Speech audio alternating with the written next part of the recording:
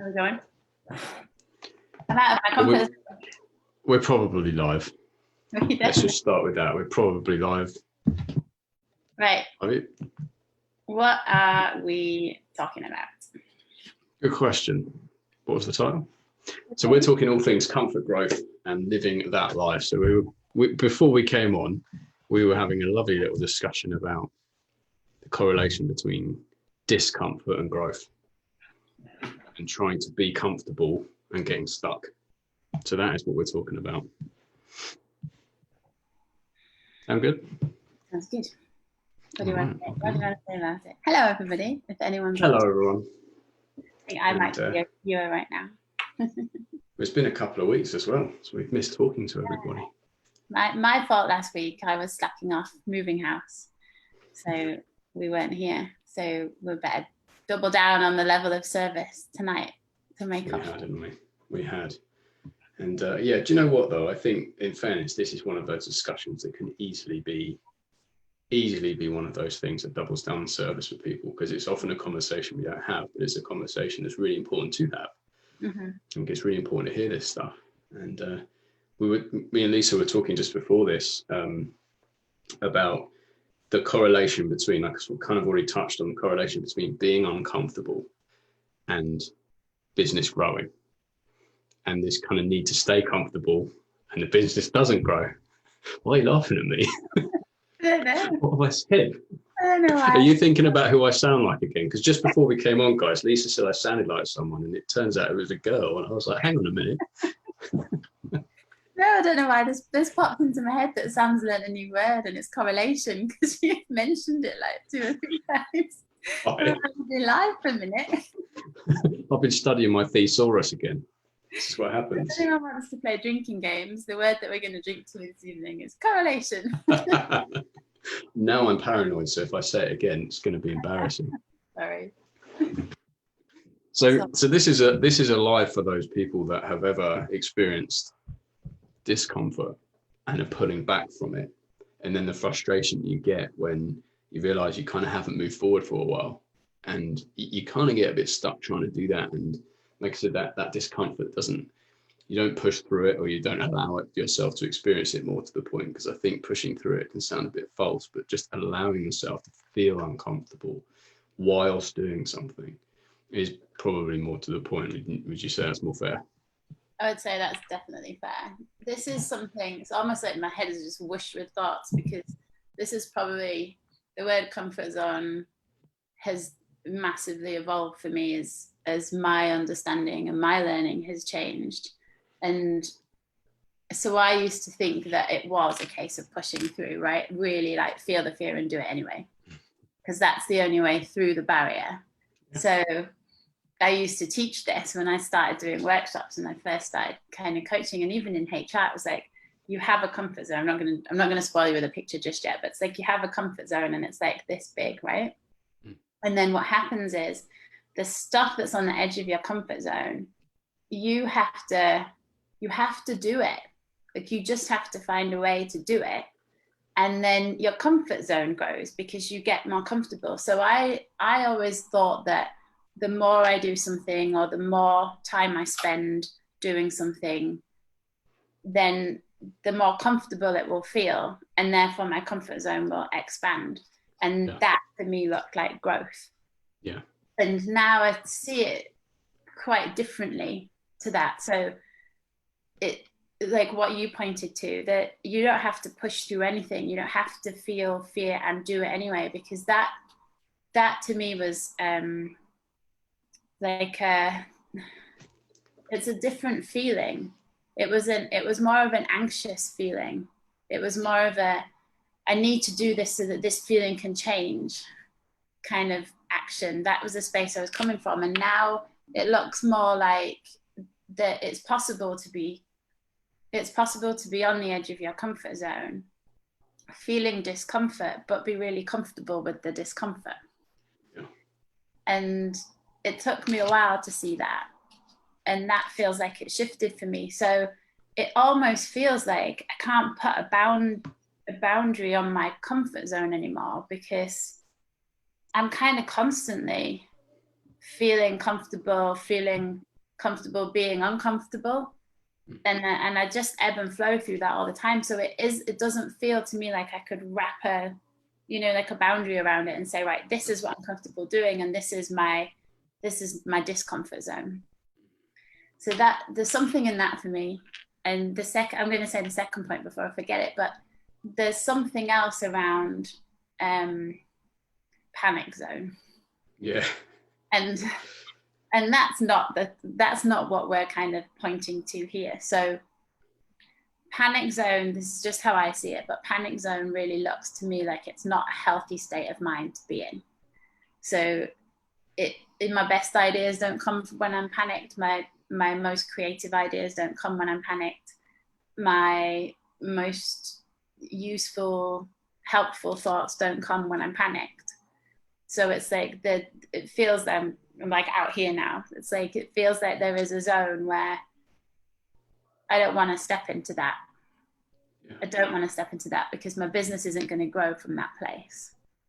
And the one I always come back to is money, because that was such a strong, that's ran such a strong narrative throughout my life. And so panic zone for me when I was thinking about money is like, shit, I can't meet the mortgage or the bills or the rent. Like that for me looks like I'm in my panic zone. And I never ever, when I'm really in that zone, I never ever see clearly. So I can't see solutions. I can't see a way out, and everything just looks stressful. And that then what my pattern is, I end up procrastinating and finding a ton of other stuff to do and spending a lot of energy worrying, but no energy actually doing anything useful or helpful. Yeah. So yeah, there was a lot of words there. I'm not sure if anyone that's watching, if you've got any insight, anything that you want to share, any questions. I'd love to hear people's experience of specifically with coaching. Like, what is your experience with coaching on comfort zones? Like, what is it that you know or may not know until you've thought about it? What is it that you maybe pull back on, and why? What's your relationship with your edges? Because we all have them, right? And that's I am gonna draw a picture, a really pretty one. Are you ready? This is so exciting. Ta-da! I was going to stream from StreamYard today. I was going to give it a go, but they don't have a whiteboard, so I was like, no, I'm not doing it. I need my whiteboard. So for me, this is obviously this is Sam with his sexy beard, and I mean he's just cool, generally cool guy. And basically, what a comfort zone, or what I started to see, especially as I was going through my coaching business, and this conversation came off the back of listening to somebody talking about this the other day. So I've been so uncomfortable so many times in my coaching business, and I still am now to a large extent. Like when I'm having money conversations or inviting somebody into a conversation, there's just a tiny little niggle of, well, what if they say no? What if they say, oh, how dare you message me? Or they talk about money. Oh, that's a lot of money, or whatever comes up. There's that little niggle, and sometimes it can feel uncomfortable. But what I've started to see is that, like I said at the beginning of this video, that there's a real correlation between being open to being uncomfortable and your business growing, and being closed to being uncomfortable. And that's what it is for me. We can either be closed to experience or open to it. And that's kind of all there is to it, because it's an experience, right? And for me, it's like when we get to our edges, and all of our comfort zone is like a filter. It's just what we've learned. It's our conditioning up to now, right? And the reason it's so limiting, I think, is because we can only see what we already know. We can only feel what we already know. And unless we're willing to experience what's on the other side of this perceived, I mean, it is made up, isn't it? It's not real. It's no actual zone here. I can't touch it. It's not here. But it's learned. And so if we're willing to just sort of see what's on the other side of it and be open to being uncomfortable, which is what happens here, it's like the fear side of things, then we get to grow. And that comfort zone, like you said, Lisa, it starts to expand. But often what tends to happen is because we don't do that, and we're not willing to be open to being uncomfortable, feeling fear, which is just as natural as any other experience, it can shrink. And then we find ourselves kind of putting back more and more. And, we kind of not withdraw, but we kind of maybe don't ask for what we really want. And we kind of really want to invite someone into a conversation, but no, maybe I can't help them now. Maybe I can't help them. And we start to have all that stuff, and it plays out, and we start to buy into it. And so for me, it's a really important conversation to have with people, because if you are trying to create a coaching business, which I know a lot of you are, you're in a coaching business group, I should hope you are, right? Unless you're just here for the pretty faces, which is fair enough. I don't blame you. Right? Fair dues. There's 2 of them here. Then it's so important to know that it's natural, normal, and actually really helpful to feel that fear, because it's telling you that there's change to be made. Like, it's coming, it's here. It's like a tap on the shoulder. Well, guys, this is it. This could happen. That's cool. It's exciting, scary. But that for me is like, it's a slightly different way of looking at it, because often we see the red lights and it's all no. And there's just no growth there, and this isn't a judgment as in you always have to push through it. It's nothing to do with that, but it's just being really aware of your experience and how open are you in your life to feeling those feelings. How open really are you? And like I said, what I know is that, and this is a projection, but at the beginning of my business, when I wasn't prepared to feel that fear, I kind of stayed a bit stuck. And until I was really being open to all experience, then business started to grow, started to make a bit more money. I was happier because I felt like I was growing, which is important for me.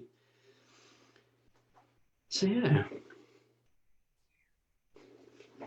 I'm not sure whether I want to speak to this or whether I want to ask you. I'm going to ask you first. What do you think you saw different that helped you have a different relationship with the edge of your comfort zone?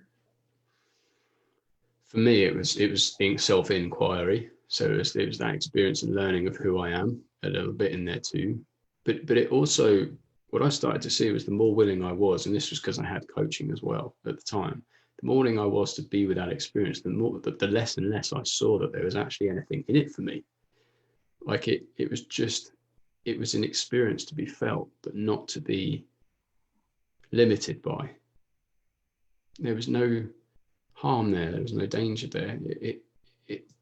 All it was that I'd learned that was true. And that it started to, unknowingly at the time, it just really started to open me out. And I was really then just much more open to experience. That's really what shifted for me. It's really kind of unintentional, man, to be honest. Yeah, it's often the way. Mine's really similar, probably just worded differently, but it was seeing the illusionary nature of the comfort zone to begin with that you talked about. It's just conditioning, it's just belief. And there were times when that conditioning and belief just looked so true. Yeah. And I would have argued until I was blue in the face that no, this is true. And I would have been able to find a ton of evidence out there that would show that this was true.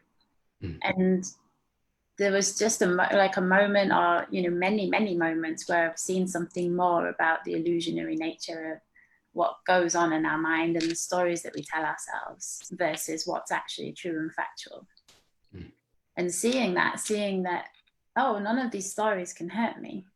They can't hurt me. And it might come with a hurt feeling if I get a no, or if I, fuck up my first video, or, you get judged. It might come with that feeling. But again, that feeling's coming from whatever we're interpreting in our minds just happened.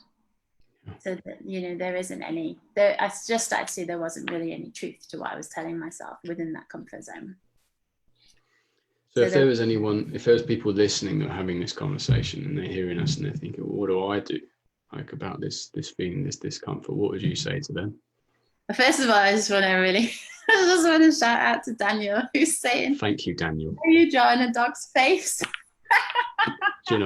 That's going in the black book on, by the way. I won't forget that. We'll share Sam's drawing of a dog face next week. Do you remember that, where you drew anyway, maybe I'll do it. What did I draw? What did you just draw?